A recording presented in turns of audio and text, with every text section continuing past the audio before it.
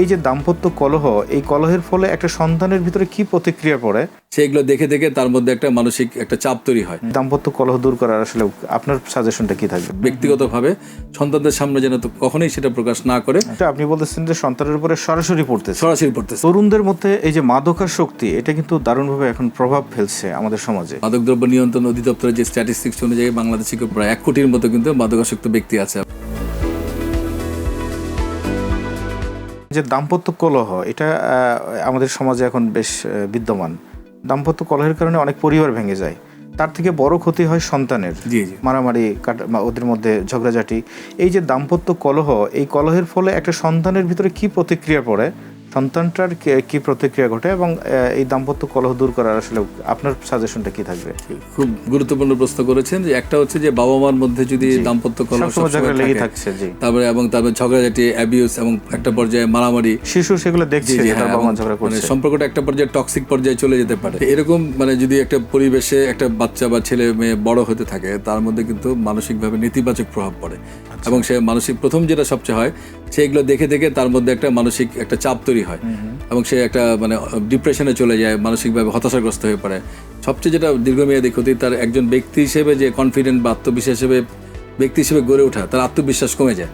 এবং আরেকটা যেটা হয়, যেমন সে এই মারামারি বা এইসব এই ভায়োলেন্স, এগুলো দেখে কিন্তু তার মধ্যে ওই প্রবণতা তৈরি হয়।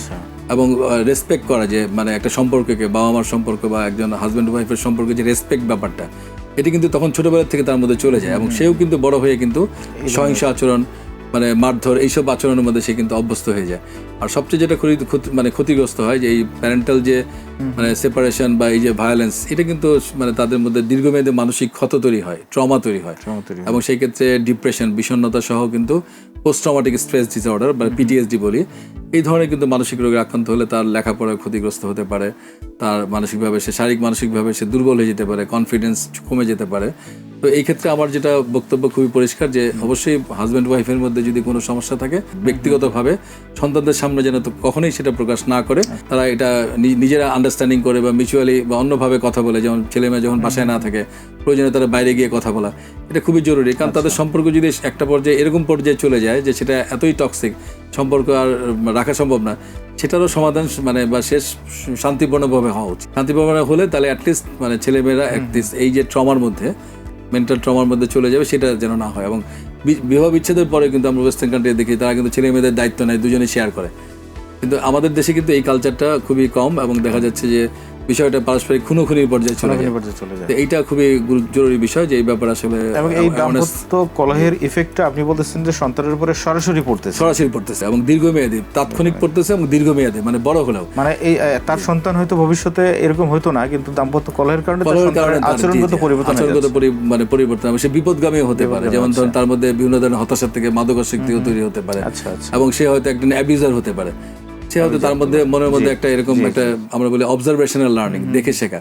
সে তার দেখেছে তার বাবা তার মাকে মারধর করছে, তার মধ্যে কিন্তু সে যখন বিবাহিত হবে, তার মধ্যে কিন্তু ওই প্রবণতা তৈরি হতে পারে। তার এটা কিন্তু তার একটা স্থায়ী কিন্তু একটা পার্সোনালিটি চেঞ্জ, একটা ক্ষতির কারণ হতে পারে তার মধ্যে। তার দাম্পত্য কলহ এটা একটা খুব ক্ষতিকর একটা বিষয়। রেসপেক্টফুল থাকা উচিত, পারস্পরিক সমঝোতা এবং সম্মানের ভিত্তিতে সম্পর্কটা থাকা উচিত। এবং অবশ্যই সন্তানের সামনে তাদের ব্যক্তিগত বিষয় নিয়ে কোনো কথা বলা, এক্সট্রিমে যাওয়া উচিত না। তরুণদের মধ্যে এই যে মাদকাসক্তি, এটা কিন্তু দারুণভাবে এখন প্রভাব ফেলছে আমাদের সমাজে। তো আপনি কি বলবেন মাদকাসক্তি কিভাবে একজন তরুণের মানসিক স্বাস্থ্যকে প্রভাবিত করে, এবং এই থেকে মুক্তির আসলে উপায় কি আমাদের? আমরা দেখছি যে মাদকাসক্তি নিয়ে অনেক অ্যাওয়ারনেস বা প্রতিরোধে কিন্তু আমরা অনেক কাজ হচ্ছে, কিন্তু তারপরে কিন্তু মাদকাসক্তির সংখ্যা যে খুব বেশি কমে গিয়েছে সেরকম না। আমরা বলি যে আপনার মাদকদ্রব্য নিয়ন্ত্রণ অধিদপ্তরের যে স্ট্যাটিস্টিক্স অনুযায়ী বাংলাদেশে প্রায় 1 কোটির মতো কিন্তু মাদকাসক্ত ব্যক্তি আছে, এবং তাদের বড় অংশ কিন্তু আমরা বলি তরুণী বা স্টুডেন্ট যারা, তাদের একটা বড় অংশ আছে। এখন মাদকের কিন্তু ক্ষতিকর প্রভাবটা নির্ভর করবে কী ধরনের মাদক সে নিচ্ছে। যে আমরা 2 ভাগে ভাগ করে থাকি, যে মাদকের একটা হলো শারীরিক আসক্তি বা ফিজিক্যাল ডিপেন্ডেন্স, একটা হচ্ছে সাইকোলজিক্যাল ডিপেন্ডেন্স বা মানসিক আসক্তি। তো যেখানে যেমন কিছু মাদক, যেমন আপনার হেরোইন, তারপরে ওপিয়াম, তারপরে আপনার বেনজোডায়াজেপিন, এইগুলো এবং অ্যালকোহল, এগুলো কিন্তু সাইকোলজিক্যাল শারীরিক মানসিক দুটো আসক্তি তৈরি করে। এটা কিন্তু চিকিৎসা করা খুবই ডিফিকাল্ট ইন দ্য সেন্স, তাকে কিন্তু অনেক সময় কিন্তু যখনই এই মাদকগুলো ছেড়ে দিচ্ছে, তখন কিন্তু তার ফিজিক্যাল উইথড্রল সিমটম হচ্ছে, যেটা সে একদম নিতে পারছে না, তখন কিন্তু বাসায় রেখে তাকে চিকিৎসা করাটা অত্যন্ত কঠিন হয়ে যায়।